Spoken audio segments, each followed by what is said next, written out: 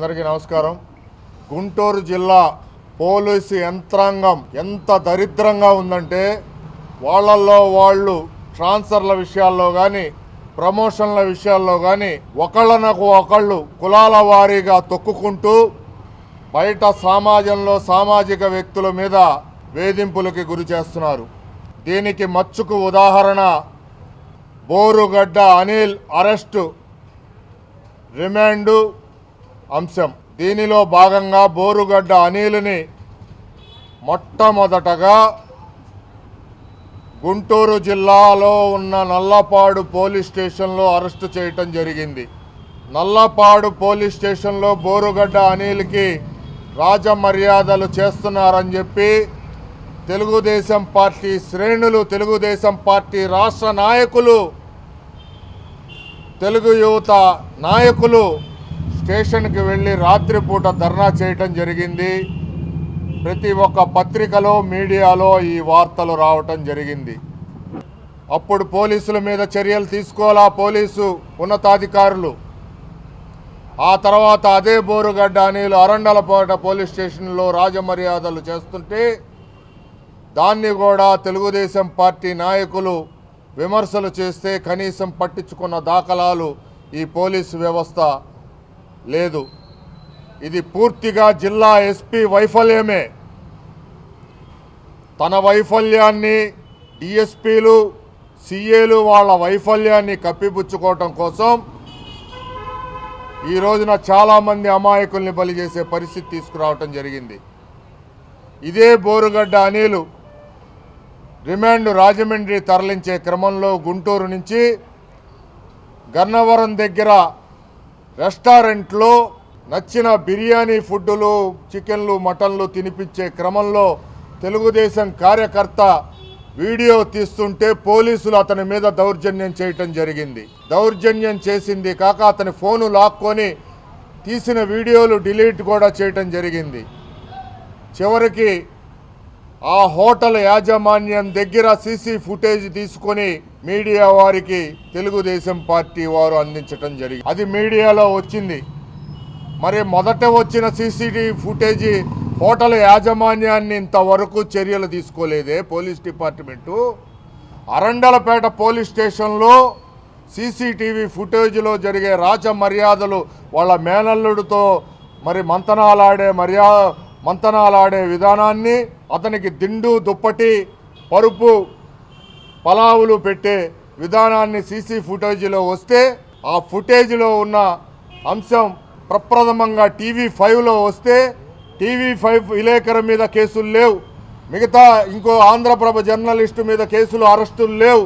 ఒక బ్రాహ్మణ యువకుడు బురుగుబండ శేషు అనే యువకుడు టెక్నీషియన్ మీద కేసు పెట్టి 41 నోటీసు ఇచ్చేసి పంపించి మళ్ళా అదే రోజున అరెస్ట్ చేసి తీసుకెళ్ళి ఎక్కడ ఉంచారో ఈ రోజుకి తెలియదు. ఇప్పటికి 4 రోజులైంది.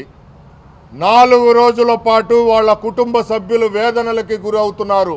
ఒక బ్రాహ్మణ యువకుణ్ణి ఈ రకంగా పోలీస్ డిపార్ట్మెంట్ ఈ ప్రభుత్వంలో వేధిస్తుందా, వేధింపులకు గురి చేస్తుందా అని చెప్పి బ్రాహ్మణ చైతన్య వేదికగా మేము ప్రశ్నిస్తున్నాం. ప్రభుత్వ విధానం ఇదేనా? పోలీసు విధానం ఇదేనా? డీజీపీ గారు, మిమ్మల్ని ప్రశ్నిస్తున్నాం. మీ పోలీసులు తప్పు చేస్తే, మీ పోలీసులు రాజమర్యాదలు ఒక రౌడీ షీటర్కి చేస్తే ఆ తప్పుల్ని, వాటిని ప్రభుత్వం దృష్టికి తీసుకువచ్చిన వాళ్ళని మీరు అరెస్ట్ చేస్తారా? మీ పోలీసుల మీద చర్యలు తీసుకునే దమ్ము లేదా డీజీపీగా మీకు? ఒక ఎస్పీగా అతను అర్హత కోల్పోయి ఇప్పటికి 2 సంఘటనలు జరిగితే ఇంకా అతను ఎస్పీగా కొనసాగుతున్నాడు. ఈ జిల్లాలో సీఏలు ఇదే రౌడీ షీటర్కి అడుగులకు మడుగులు ఒత్తితే డిఎస్పీలతో సహా వాళ్ళ మీద ఇంతవరకు మీరు చర్యలు తీసుకున్న పాపాన పోకుండా మీడియాలో వస్తే అన్ని ఛానల్స్లో రాచమర్యాదల పేరుతో అన్ని ఛానల్స్లో టీవీల్లో వస్తే మరి ఆ టీవీలు అన్నింటినీ, టీవీ యాజమాన్యాలను కూడా అరెస్ట్ చేసే దమ్ముందా మీకు అని చెప్పి పోలీసు శాఖని ప్రశ్నిస్తున్నాం. ఒక బ్రాహ్మణ యువకుడు టెక్నీషియన్, ఒక చిన్న టెక్నీషియన్ని దాచిపెడితే మేము చూస్తూ ఊరుకోం. గుంటూరు సిసిఎస్ పోలీస్ స్టేషన్లో ఉన్నాడని మాకు సమాచారం ఉంది. ఎట్టి పరిస్థితుల్లో మీకు మీరు చట్ట ప్రకారం కనుక అతను అరెస్ట్ చేస్తే రిమాండ్కు పెట్టండి, లేదా 41 నోటీస్ కేసులు కడితే 41 నోటీస్ ఇచ్చి వదిలిపెట్టండి. అంతకు మించి అతని మీద మ్యాన్ హ్యాండిలింగ్ కనుక చేసుంటే మటుకు ఖచ్చితంగా మేము పోలీసులు పైన హైకోర్టులో కేసు వేసి తీరుతాం. ఇది ప్రభుత్వానికి సిగ్గుచేటు. చంద్రబాబు గారి ప్రభుత్వానికి, పవన్ కళ్యాణ్ గారి ప్రభుత్వానికి ఇది సిగ్గుచేటు. ఒక బ్రాహ్మణ యువకుడిని వేధించటం. పవన్ కళ్యాణ్ గారు పోలీస్ డిపార్ట్మెంట్ వైఫల్యం గురించి మాట్లాడారు. పవన్ కళ్యాణ్ గారిని కూడా ఎత్తుకెళ్ళి అరెస్ట్ చేస్తారా? హోమ్ మినిస్టర్ గారు చెప్పాలి. మీరు మీ వైఫల్యాలు, మీ సిగ్గుమాలిన పనులు మీ దగ్గర పెట్టుకొని పోలీసులు అధికారులు వైసీపీకి ఇంకా తొత్తుగా ఉంటే వాళ్ళని మార్చటం చేతకాక అమాయకుల్ని అరెస్టు చేసి వేధింపులకు గురి చేసి వాళ్ళని భౌతిక దాడులు చేశారు పోలీసు డిపార్ట్మెంటు. సిసిఎస్ పోలీస్ స్టేషన్లో మాకున్న సమాచారం. కనీసం మిత్రులు, కుటుంబ సభ్యులు భోజనాలు ఇస్తుంటే, భోజనాలు తీసుకెళ్తుంటే భోజనాలు కూడా ఇక్కడ లేడని చెప్పి రిటర్న్ చేసి పంపుతారా? ఎక్కడికి వెళ్ళాడో తెలియదని చెప్తారా? కుటుంబ సభ్యులకి మా దగ్గర లేడని చెప్తారా? ఈ మాట హైకోర్టుకు చెప్పగలరా డీజీపీ గారు? ఇది పద్ధతి కాదు. మీకు డీజీపీ పదవి ఇచ్చింది పోయినసారి వైసీపీ పోలీసు తొత్తులుగా మారి కార్యకర్తలుగా మారారు. పోలీసు వ్యవస్థ పాడైంది. దాన్ని సరిచేస్తారని మీకు డీజీపీగా పదవి ఇచ్చారు. మీకు డీజీపీ పదవి ఇస్తే ఇదే మీరు వెలగబెట్టేది. గుంటూరు జిల్లాలో బోరుగడ్డ అనిల్ విషయంలో పోలీసులు తల ఎక్కడ పెట్టుకున్నారని అడుగుతున్నా. ఇదా ఈ ప్రభుత్వంలో మీరు?